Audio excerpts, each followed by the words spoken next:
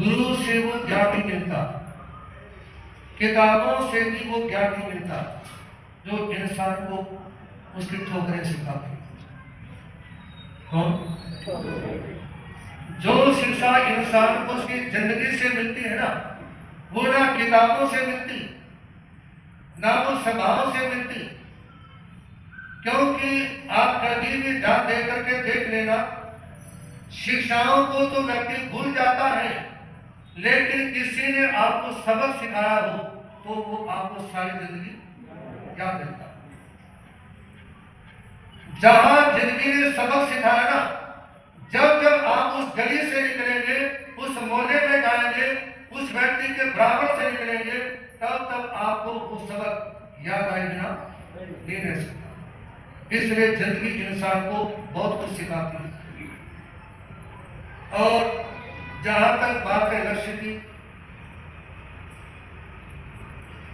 इसके लिए निवेदन करना चाहूंगा, अपने लक्ष्य तक पहुंचने के लिए व्यक्ति को एक तो पुरुषार्थ करना होता है और दूसरा उसको धुन लगानी होती है।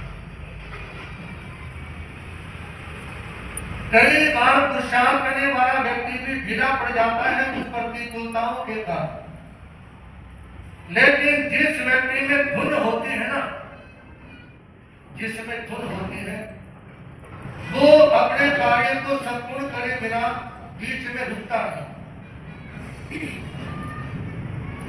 एक युवक है, सुमित्या ऐसा कुछ नाम है, जिसने भी 2-3 दिन पहले विश्व को जीता, जो 3 वर्ष की आयु में अपना पैर गवा चुका था। कितने वर्ष की उम्र में? 3 वर्ष की आयु में पैर गवा चुका था। उसके बाद उसने अपनी जिंदगी का आकलन किया, मैं ऐसा कुछ करूं जिससे मैं अपने लिए भी कर सकूं, परिवार के लिए भी कर सकूं, मेरा नाम भी हो और देश का नाम भी हो और काम भी हो। उसने अपनी शारीरिक स्थिति को देखते हुए एक गेम खेलने का निर्णय लिया और उस गेम में वो 3 या 4 बार विश्व कप जीत चुका। सजनों, ये धुन है। क्या है? धुन। ऐसी ही धुन एकलव्य में भी थी। जिस समय गुरु ने सिखाने से मना कर दिया कि मैं तेरे को ज्ञान नहीं दे सकता, शस्त्र अपने चलाने की विद्या नहीं दे सकता, एकलव्य की साधना को देखते हुए संसार में एक कहावत शुरू हो गई कि गुरु तो गुरु ही होता है, चाहे वो मिट्टी का। गुरु तो गुरु ही होता है, चाहे वो मिट्टी से बना हुआ। सजनों, जब गुरु द्रोणाचार्य ने पढ़ाने से मना कर दिया ना, उस समय एकलव्य ने द्रोणाचार्य की मिट्टी की मूर्ति बनाई और उसकी साक्षी से उन्होंने तीर इत्यादि चलाने सीखे ना, वो इतना पारंगत हो गया कि कुत्ते का मुंह बाणों से भर गया, लेकिन खून की बूंद तक बाहर नहीं आने। कितना एक कहने में बड़ा आसान है, लेकिन किसी के मुंह में तीर जा करके लगे और खून की बूंद तक ना आए, कितना पारंगत होगा वो मतलब तीर चलाने में। और ये शिक्षा वह जब मिली जब उसके अंदर धुन थी। ठीक है, गुरु द्रोणाचार्य ने मेरे को शिक्षा देने से मना कर दिया, लेकिन मैंने अपने कार्य में महारत हासिल करनी है।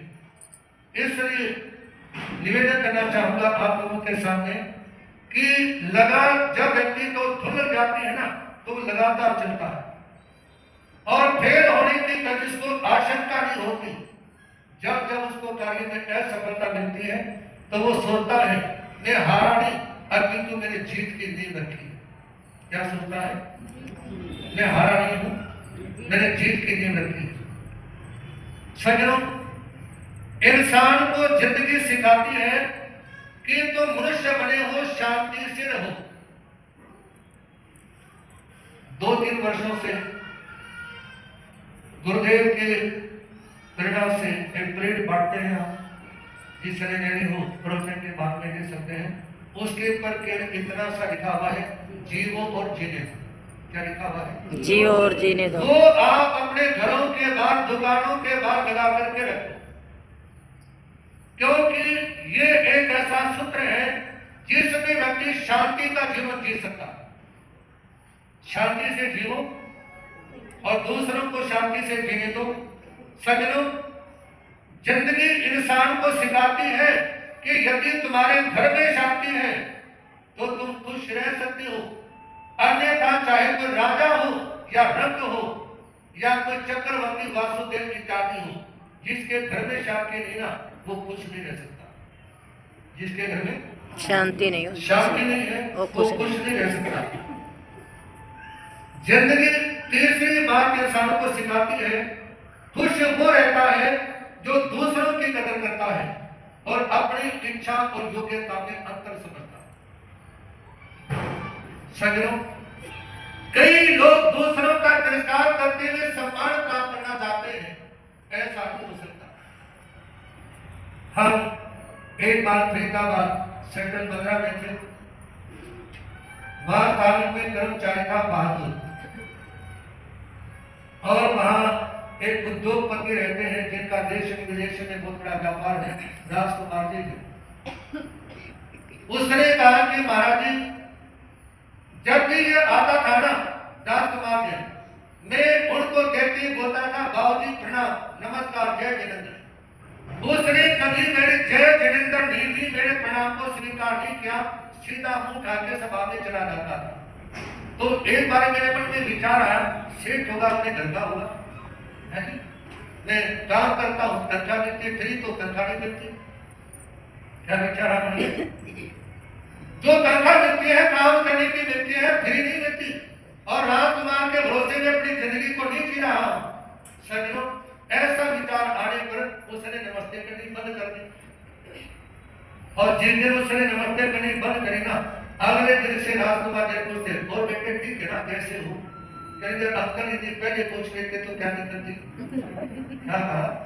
मैं रोजाना प्रणाम करता था, रोजाना जय जिनेंद्र बोलता था, यदि पहले पूछ लेते तो क्या दिक्कत थी? और सजन याद रखना, आपके पास कितना ही पैसा आ जाए, कितना ही बड़ा पद आ जाए, यदि कोई आपके सामने झुकता है ना, उसकी विनय को, उसके नमस्ते को जरूर स्वीकार करें। यदि नर्सरी में पढ़ने वाला बच्चा गेट पे, स्कूल के गेट पे पर खड़े हुए प्रिंसिपल को क्या डर के मारे ही हाथ जोड़ता है और प्रिंसिपल भी गर्दन झुका दे तो वो योग्य है, और यदि वो ये सोचे कोई खास बात नहीं तो उसको योग्य व्यक्ति मत समझना। खाली पद मिलने से कोई व्यक्ति महान नहीं होता, पद तो साथ में मत लेकर आता है, पद साथ में मत लेकर के आता है। आप लोगों ने महाराजा अशोक के बारे में सुना होगा कई बार। एक बार जब वो बाजार में से अपनी महारानी और सेनापति दादी के साथ में निकल रहे थे ना, तो सड़क के किनारे पर एक भाट खड़ा हुआ था। उस भाट ने उनको सिर झुका करके नमस्कार किया। तो महाराजा अशोक ने भी हाथी के ओहदे पे बैठे बैठे उसकी नमस्कार को लेने के लिए गर्दन झुकाई। तो उस समय महामंत्री और सेनापति कहते, राजन आप भी कमाल के व्यक्ति हो। कहा तो महाराजा अशोक और कहा एक सामान्य सा भाट। आप उसने नमस्कार की, आपने उसके सामने गर्दन झुका दी। तो उस समय महाराजा अशोक ने एक मृत व्यक्ति की खोपड़ी मंगवाई। उस समय की जब उनका शासन था, कहा कि जाओ इस मरे हुए व्यक्ति की खोपड़ी बेचकर क्या, बाजार में मरे हुए व्यक्ति की खोपड़ी लेने वाला एक भी खरीदार नहीं मिला। महाराजा अशोक बोलते हैं, भाई खोपड़ी बेचा?